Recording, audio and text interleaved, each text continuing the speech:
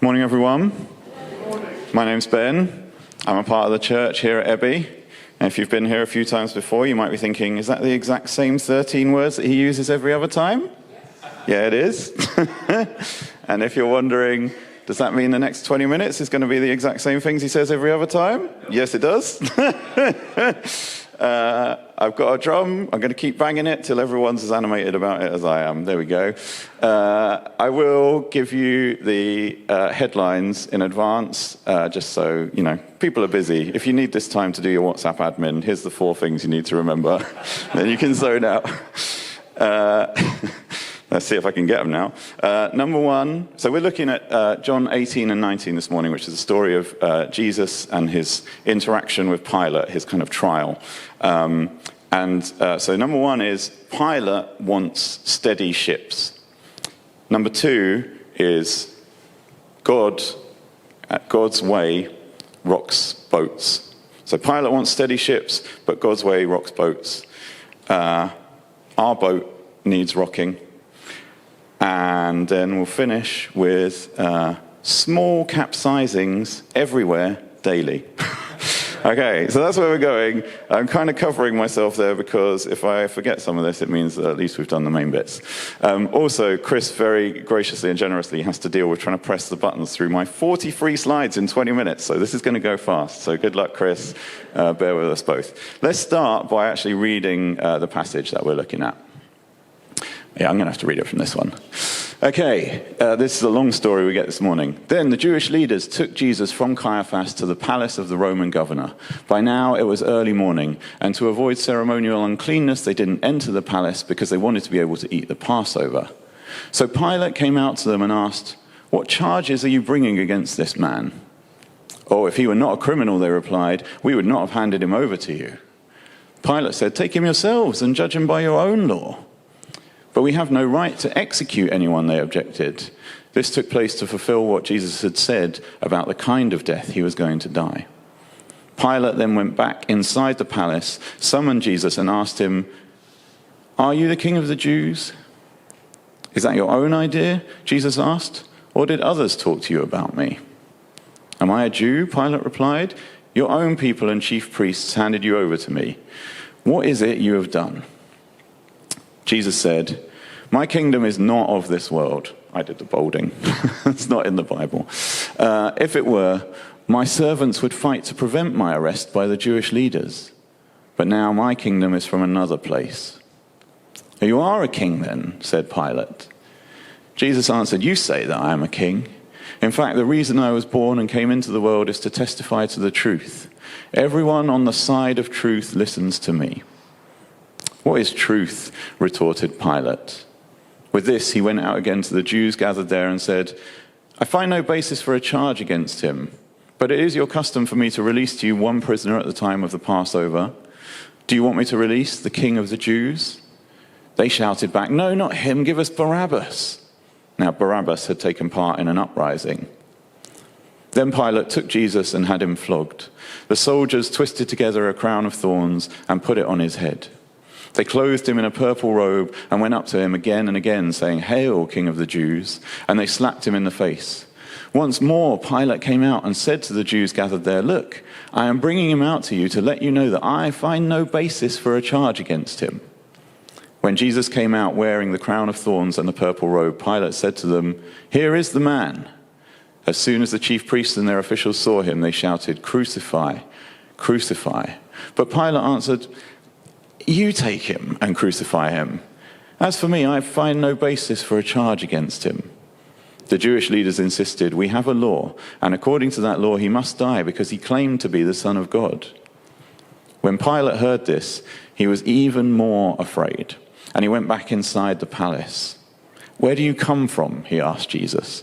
But Jesus gave him no answer. "Do you refuse to speak to me?" Pilate said.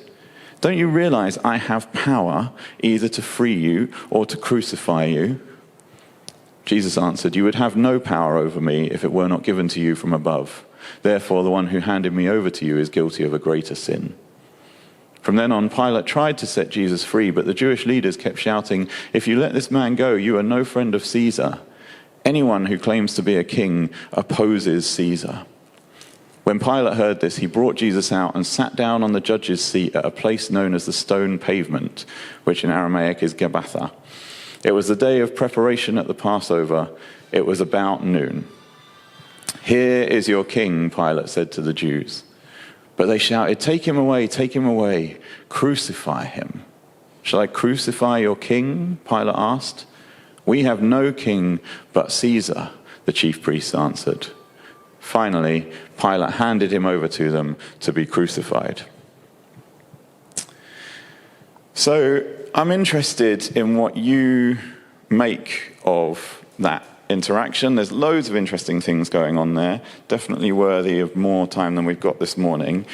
But the thing that always strikes me about it, and my feeling always about Pilate in this scene, is he really strikes me as somebody who he just wants steady ships.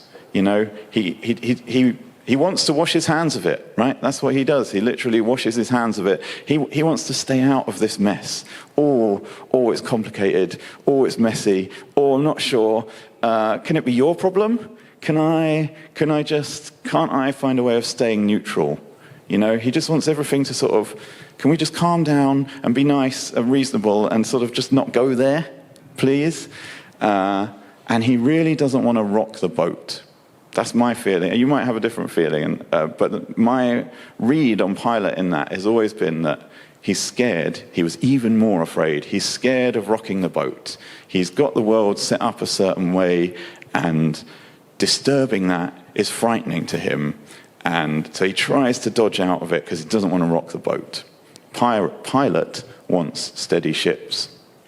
I'm going to do this for Chris so he knows when I'm ready. Let's do that one. There we go. So yeah, for me, Pilate's kind of been a poster boy for that kind of like, oh, steady on, let's not rock the boat thing. So I literally made a poster so he can be our poster boy for it. Let's go to the next one. The trouble with that attempt to be, can't I just stay out of it? Let's not rock the boat. To me, is kind of summed up in this quote from Desmond Tutu. If you are neutral in situations of injustice, you've chosen the side of the oppressor. The trouble with Pilate not wanting to rock the boat is the boat is already going somewhere. The boat has a momentum. It's not still. It's not a neutral boat. It's not just floating in a placid sea. The boat is already heading somewhere, and by refusing to rock it, you're basically saying full steam ahead to what that boat is already doing. If you're neutral in situations of injustice, you're not stepping out of it. You're choosing to allow the injustice to continue. You're choosing to allow the unfairnesses that are already there in the momentum of the boat. You're saying, keep on going, right? And so in the case of Pilate and the Roman Empire, I mean, we could pick hundreds of things, but here's a few that might spring to mind. But by trying to stay out of it and being like, oh, I want to wash my hands of this, no thanks, Pilate is effectively, I think, giving full steam ahead to things that are already built in to the Roman Empire boat. There's going to be a lot of mixed boat metaphors this morning. You just have to deal with it. Things like might is right. It's allowing the continuation of this idea that whoever's got the biggest army or the biggest threat of brutal execution is the winner. Oppressive occupation. They are an army occupying a foreign land. The ruthless militarism that goes with that. The grasping for power. The backstabbing, the Caesars, everyone wanting to climb to the top of the tree. This great divide between the super wealthy elites and the poor people down on the ground with nothing. The sort of rise of nepotistic despots. All the bad stuff that you already know happened in the Roman Empire. By refusing to rock the boat, which is what staying neutral is doing, you're sort of saying, all those things I'm good with. I'm good with that carrying on. Yes, please, to all those things. Let's keep going. That's my summary on Pilate for this morning. Pilate is the poster boy for don't rock the boat. But the trouble is, I'm pretty sure God's way rocks boats, lots of boats, but especially the boat of empires, especially the boat of Pilate and his Roman Empire, but the boat of empire wherever you find it. God's way rocks those boats. God is not neutral. God has sides. We saw it in that passage. Whoever is on the side of truth. God does take sides. Sometimes it's complicated to work out exactly how those sides divide up and where those lines are, but God is not neutral. God is not standing back aloof from the world going, I mean, whatever you want to do, really. God has opinions on things. So I've got a million of these. You could basically take all the pages from the Bible, put them out on a wall, throw a dart at it, and you have a pretty good chance of hitting something along these lines. I'll just pick some of my favorites, the ones that I enjoy reading out. This is from Amos 5. You levy a straw tax on the poor and impose a tax on their grain. Therefore, though you have built stone mansions, you will not live in them, says God. Though you have planted lush vineyards, you will not drink their wine. For I know how many are your offenses and how great your sins. Woe to you who long for the day of the Lord. Why do you long for the day of the Lord? That day will be darkness, not light. You're living in a world of mansions. I'm not on the team mansion. Don't long for my day. It will be as though a man fled from a lion only to meet a bear, as though he entered his house and rested his hand on the wall only to have a snake bite him. Will not the day of the Lord be darkness, not light, pitch dark without a ray of brightness? I despise your religious festivals. This is not a neutral voice. Your assemblies are a stench to me. Even though you bring me burnt offerings and grain offerings, I will not accept them. Away with the noise of your songs. But let justice roll on like a river, righteousness like a never-failing stream. I reckon you've probably heard the last two lines of that quite a lot of times. Probably the 20 lines before it, less often. But God's got some pretty strong opinions about injustice, inequity, cruelty, and selfishness. Let's see how many of these we can get through in time. This is from the Magnificat, Mary's song when she finds out that that she's pregnant with Jesus. He has brought down rulers from their thrones, but has lifted up the humble. God has filled the hungry with good things, but has sent the rich away empty. It's not a neutral stance. Oh, this is Jesus preaching his first sermon. Blessed are the poor in spirit, for theirs is the kingdom of heaven. Blessed are those who mourn, for they will be comforted. Blessed are the meek, for they will inherit the earth. You know this, the Beatitudes. It's not neutral. What else have we got in this collection? Oh, the story that a few of us did the other week, John chapter 2, one of Jesus' first actions in the book of John, going into the temple, making a whip and turning over the temple courts and driving out the market traders. Get these out of here. Stop turning my Father's house into a market. Not neutral. God's got sides. Let's keep going past these. You can have a look at these. There's millions of them. Let's do the next one, Chris. Right. Here's a little summary of some of God's boat-rocking ways. This is the God, let's remember, who ultimately is depicted as a lamb who was slain. It's like the total inversion of the kingship and empire building that the world aspires to. It's the total opposite of power accumulation. It's the total opposite of power over other people. It's all things like this. The first will be last. That's the opposite of what empires do. It's the opposite of how a Caesar works. And we saw in that story that idea of anyone who claims to be king is opposing Caesar. God's not neutral. There's sides here. First is last is the opposite of Caesar. Solidarity with the voiceless and the overlooked. Jesus and God continually, God in the Old Testament, Jesus in the New, continually align themselves with those who wouldn't otherwise have a voice, those who are downtrodden, those who are cast out, those who are on the outside. Grace, mercy, forgiveness, all of these things are anathema to how empire works, where it's all about getting as much as you can for yourself. The idea of choosing to give something up for somebody else's benefit is the opposite of how empire works. Love driving out fear, service over power, generosity over gain. All of these things are the opposite of how empire works. So God is not neutral. And God doesn't want people to stand in the boat of empire and go, don't rock it. Just keep it all steady. And our boat needs rocking too. And maybe it's quite easy to look at the Roman Empire and sort of think, oh, that was obviously all sorts of dreadful things going on there. Of course, if you're in the Roman Empire, it's important to stand up and rock that boat. We're in a boat too. We're in an empire too. I'm not quite sure what it is. Not the British Empire so much anymore. Maybe like the white West English-speaking empire? I don't even know what you'd call it. But we're in a boat. We're in a world and a society that we all take part in. And there's loads of stuff in our empire that needs rocking too. And what I want to say is, I'm not saying this is the entirety of all of our experiences all the time, but there are these traits shot through the world that we live in, which I think are at odds with God's boat-rocking ways.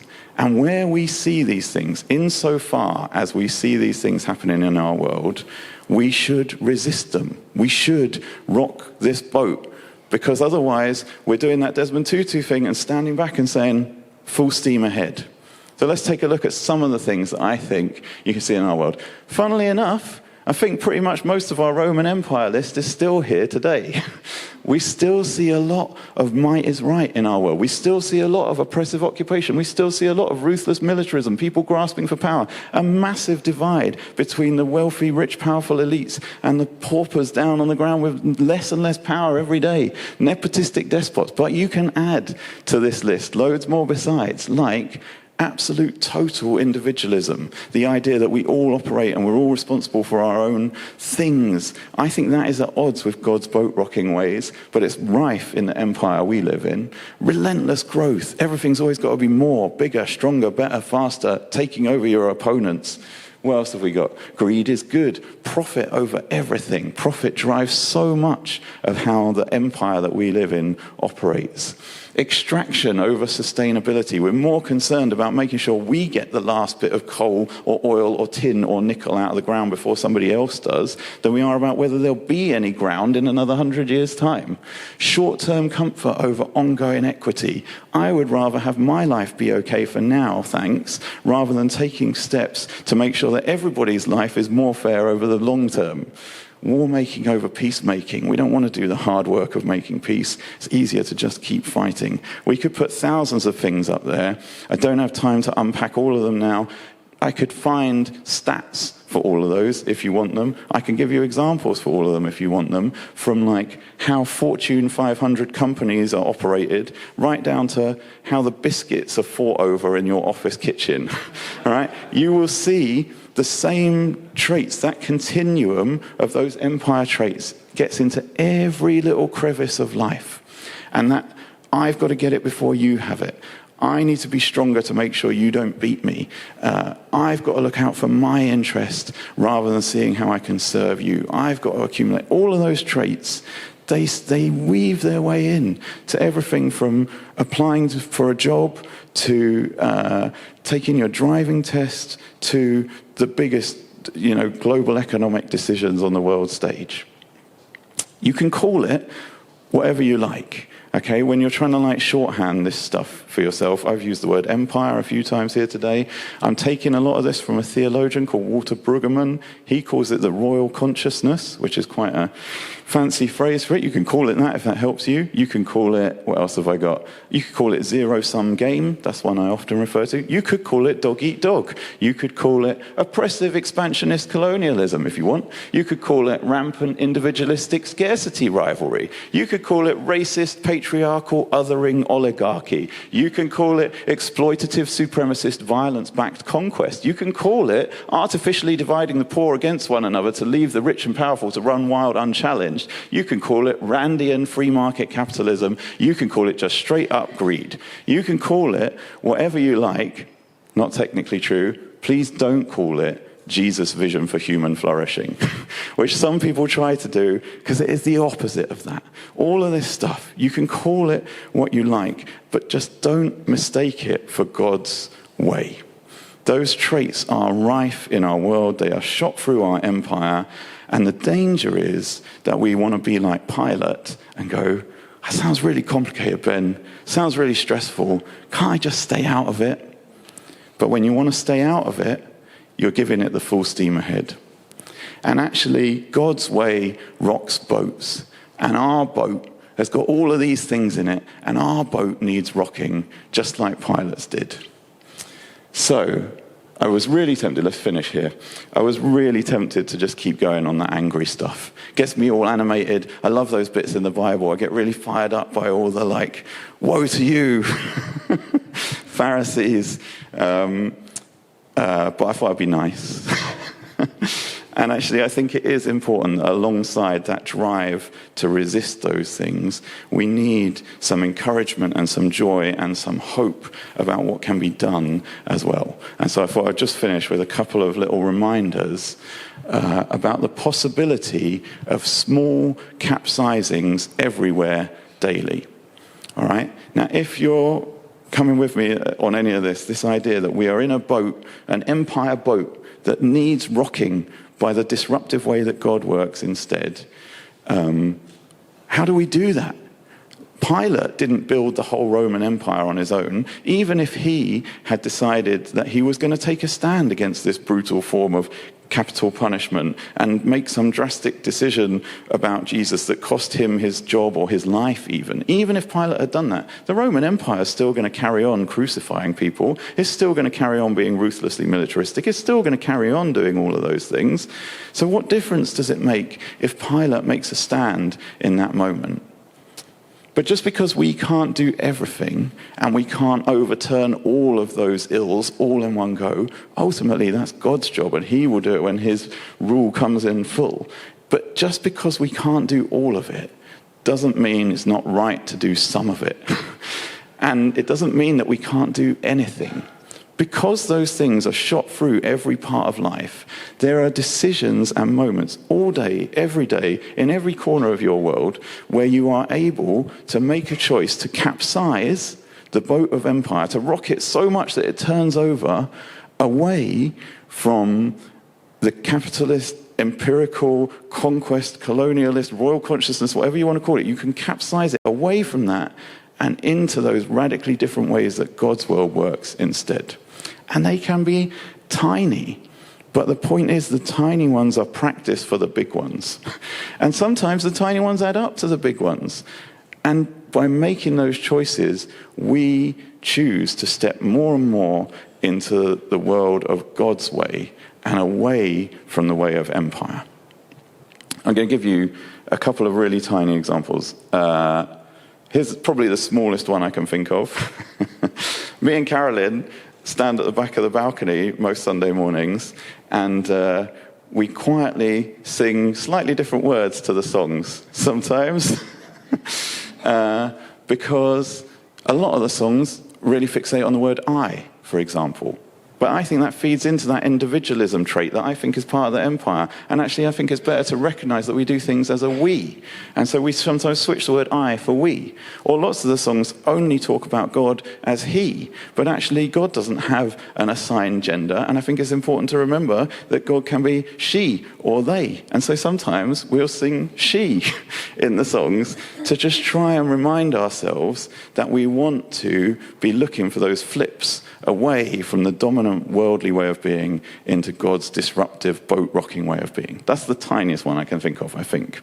Another one that brought joy to my heart, just to show you how small these things can be. I went to see a show in a school a few days ago, and the guy who was performing it, he's been quite a big rock star. He's done gigs with Arcade Fire and Fatboy Slim and stuff. He did this show with little year 5 kids, and he brought them all up for bows at the end, and he brought up the ones in the cool costumes, and he was like, you take a bow, and he brought up the ones who got to do the cool dance routine, and he was like, you take a bow, and then he brought up the random other kids, the ones who hadn't been to enough rehearsals to learn the dance routine or hadn't had enough time to build a squirrel costume. And he was like, right, and in the ensemble, everybody take a bow in the ensemble. Oh, and I'm in the ensemble. I'll take a bow with those kids. It's such a tiny thing, but it would be so easy in that situation to go for the way of me first, power, big shot. I'll take the bow at the end because I'm the special performer, and we'll just forget about the sort of weird leftover kids. But he chose to actively side with the ones that would otherwise be overlooked, and he made them feel the most special of all. Tiny example, but just a little way of choosing to go away from that empire way and into the boat-rocking way of God's kingdom. You can get those examples much bigger and bigger. I think lots of the stuff we do here at Ebby, even just meeting together as this kind of community and breaking down some of that individualism, is a really important way of stepping into God's way of doing things and resisting some of the individualism that shoots through our society. And you can get bigger and bigger and bigger, all the way up to global economic stuff that we don't have time to talk about now. But I just wanted to remind us all that they don't have to be the big drastic steps. The point is whether they're rocking the boat. And it's so easy to drift into being Pilate and saying, let's just keep it steady. Let's not ask too many questions. Let's not trouble the difficult things. Let's just keep life as it is. But following God is meant to be a rebellion, and it's meant to be uncomfortable, and it's meant to be costly, and it's meant to be a step of faith into a world that isn't here yet.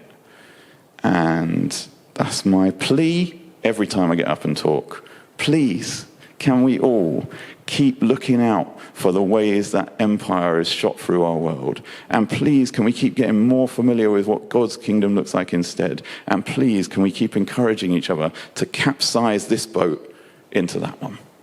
I'm going to pray.